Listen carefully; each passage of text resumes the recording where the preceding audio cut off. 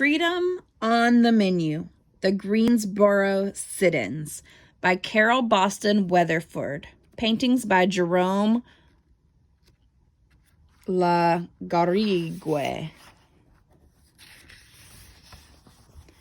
Just about every week, Mama and I went shopping downtown.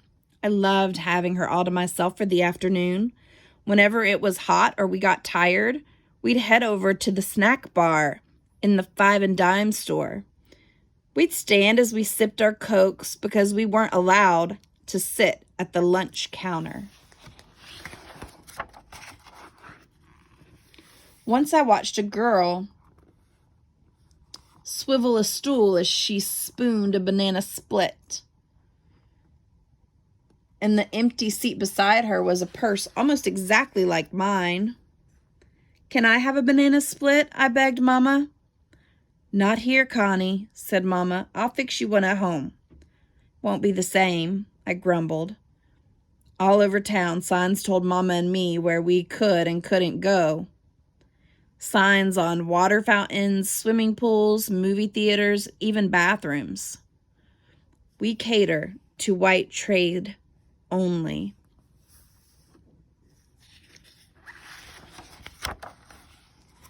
Everybody I knew obeyed the signs,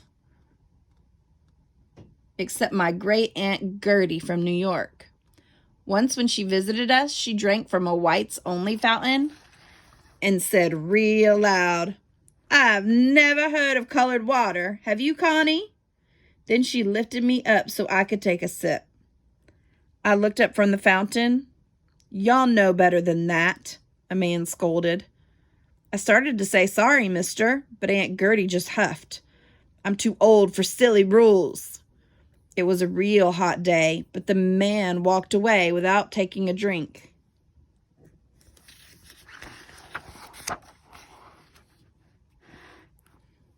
There weren't any signs up in the 5 and Dime, but we still knew how it was. Most people didn't expect change anytime soon, but my daddy thought different. "Dr. King's coming to town," he told us one morning. "Who's sick?" I asked.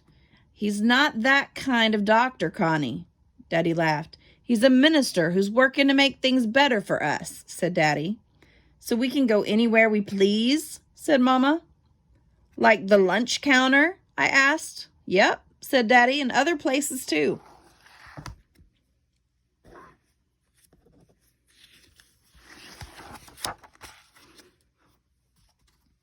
Later that week, our whole family went to hear Dr. King preach at the college chapel.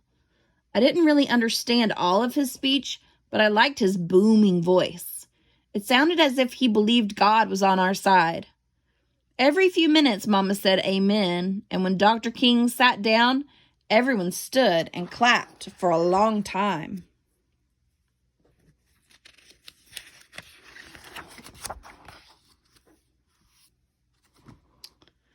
Soon after that, my brother and sister joined the National Association for the Advancement of Colored People.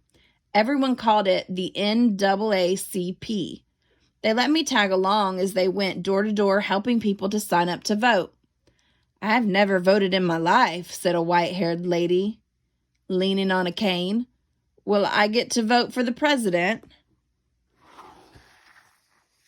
"Yes, ma'am," I said. "My brother wants to be president when he's all the way grown." "Tell him he's got my vote," she chuckled. "And to hold on to those big dreams," she said, handing me her voter registration form. "Yes, ma'am, I'll tell him," I promised, thinking about my own dreams too. "Times are changing," she said, waving as I left. Then one day, Mama and I went shopping downtown. We stopped at the snack bar, just like always. I tugged at Mama's sleeve. "Look over at the lunch counter. We know those boys. There sat 4 of Brother's friends from A&T College. Do they know they're in the wrong place?" I whispered. "Some rules have to be broken," Mama whispered back. I heard one of them order coffee and a donut, please. "I'm sorry, we can't serve your kind," said the blonde-haired waitress, wringing her hands.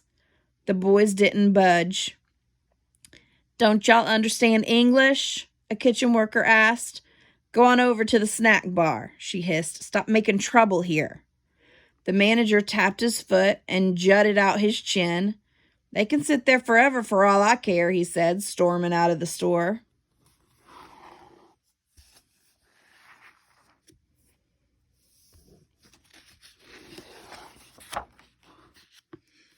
An old white lady came up to the boys. I'm so proud of you, she said, clear as a bell so everyone could hear. I wish someone had done this sooner. The waitress kept wiping and re-wiping the counter and refilling salt and pepper shakers and sugar pourers and napkin holders. Suddenly, the manager came back with a tall policeman. Let's go, Connie, said Mama. The manager shooed us right out of the store and then put a close sign in the window. I couldn't wait to tell Brother.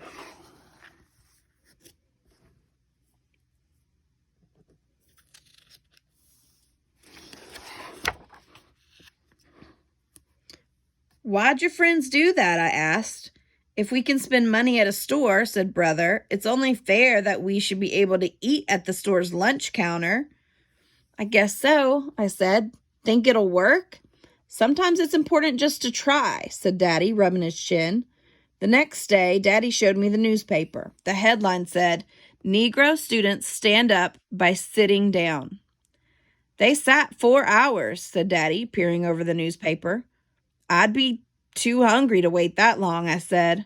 Connie, they didn't really want food, said Daddy. They wanted to be allowed to get it, same as if they were white, to be treated fairly.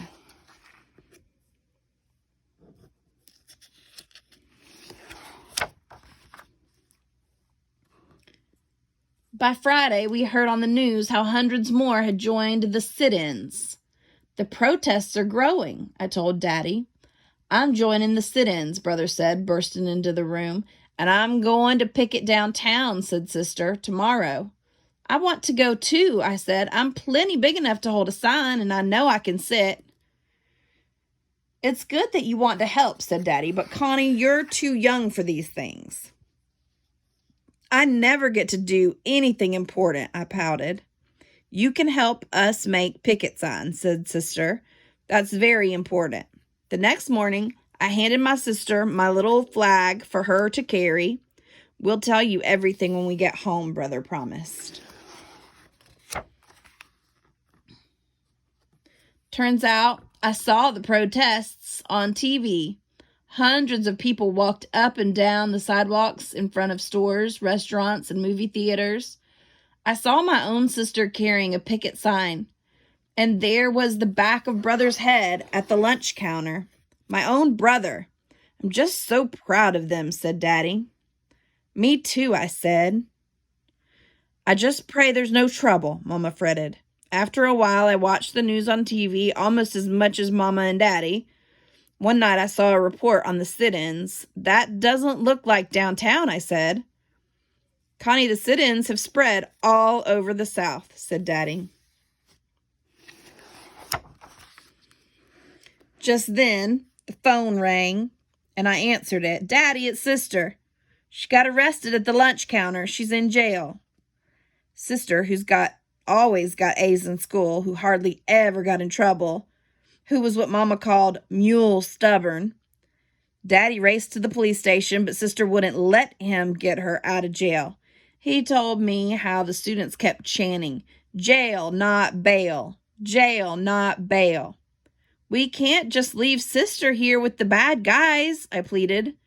She's made up her mind, Connie, said Mama, wiping a tear. She wants to stay with the other students. In a few days, Sister came home. Promise me you'll stop picketing, I begged. I can't do that, she said, hugging me tight.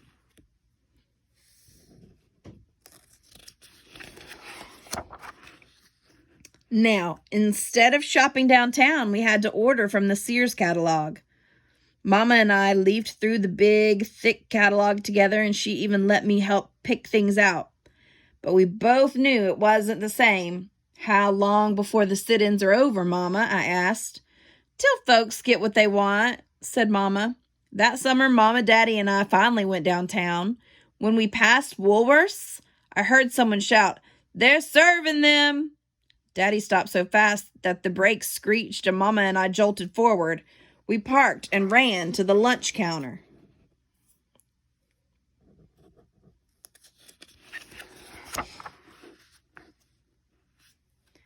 There sat the women who worked in the restaurant's kitchen.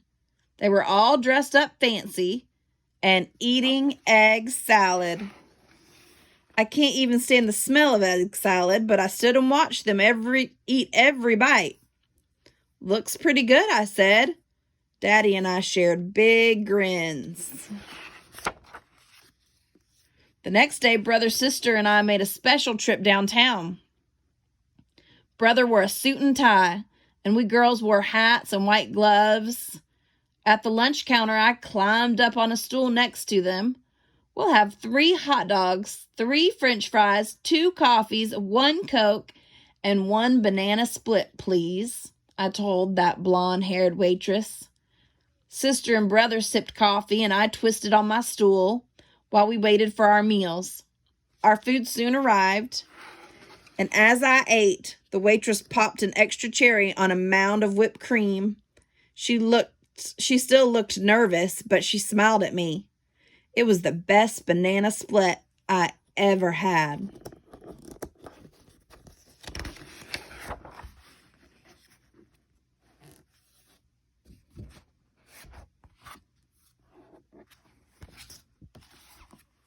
Freedom on the Menu, The Greensboro Sit-Ins by Carol Boston Weatherford.